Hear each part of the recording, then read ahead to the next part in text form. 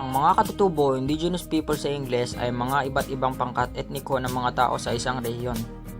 Ang mga katutubo ay kabilang sa iba't ibang tribo na binubuo ng mga miyembro. Halimbawa na lamang nito ay mga Isneg, Negrito, Aita, Ifugao, Mangyan at iba pa. Bawat mga tribo ay may iba't ibang kultura at pamahiin na kailangang irespeto at ipagmalaki.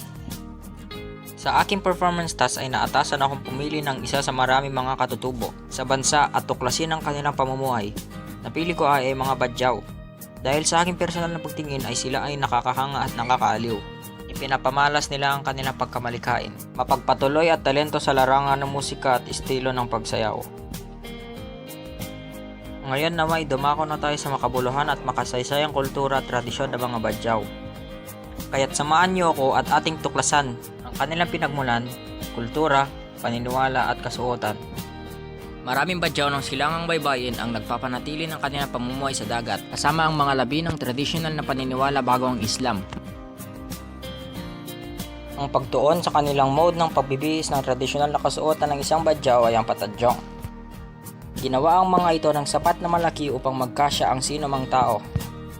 Ito ay ginagamit ng kapwa kalalakihan at kababaihan bilang isang palda o gown na nakatago sa antas ng dibdib. Maaari itong magsilbing takip sa ulo, baywang, sash, kumot, duyan, balikat, supot, talon o unan. Ang sablay naman ng mga kababaihan ay isang maluwag na blusang pantalon na umaabot hanggang sa balakang. Ang isang simpay o banta naman ay bumubuo sa harap ng pagbubukas at umaabot sa likuran mula sa isang maliit na kwelyo. Pangalay ang tawag sa kanilang tradisyonal na sayaw, kung saan sinasayaw tuwing may okasyon at kasal.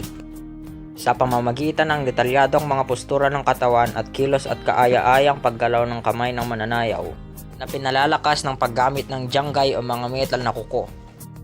Ginaganap ang sayaw sa tugtugin ng kulintangan, gandang, agong at gabang. Karaniwang tinutukoy bilang sayaw ng kuko. Ang kultura at tradisyon ng mga Badyaw ay talagang makabuluhan. Kaya naman nabusog sa kaalaman ang aking isip. Kayo rin ba? Umanda na kayo para sa isang memorableng bakasyon. Tara na at magpakasaya sa ganda ng Tawi-Tawi. Sa lupain ng mga Badyaw ay may iba't iba ring mga magagandang tanawin. Kabilang narito ang malalangit na baybayin ng Panampangan. Ang Panampangan ay isa lamang sa maraming mga hindi nagalaw na mga isla ng lalawigan. Ngunit higit sa sapat na upang magawang bagyoin ang internet sa ganda nito. Malapulbos na pinong puting buhangin ang tatambad sa iyo, kaya masarap mag-relax. Malinaw na tubig na kristal na sumasalamin sa ilalim ng asul na kalangitan. At higit sa lahat ay ang walang kapantay na katahimikan na uni-uni lamang ng mga ibon na tumutugtog ng matamis na himig sa tainga. Dagdag pa rito ang nakakapigil na hiningang Budbungaw Peak ng Tawi-Tawi. Ang Tawi-Tawi ay hindi magiging kompleto nang walang pag-akyat sa mistik bundok ng Budbungaw. Aabutin ng halos isang oras upang sukatin ang tuktok ng Budbungaw.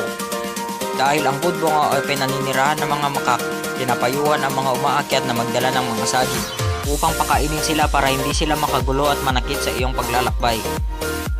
Pinakamahusay na oras upang umakyat ay kapag papalubog na ang araw. Mamamangha sa glimmering turquoise na tubig at coral rimmed na baybayin. Kaya sa mga hindi pa nakakalakbay sa Tawi-Tawi ay inaanyayahan ko kayong dumalo rito dahil sa makabuluhan at napakagandang lupain na ito. At dahil sa tingin kong hanggang dito na lang, ito nga palang estudyanteng si Doy Cruz ng St. Paul na nagsasabing, di lahat ng kasiyahan nabibili ng pera at internet. Minsan, kailangan mo lang idilat ang iyong mga mata sa realidad. Yun lamang po at maraming salamat.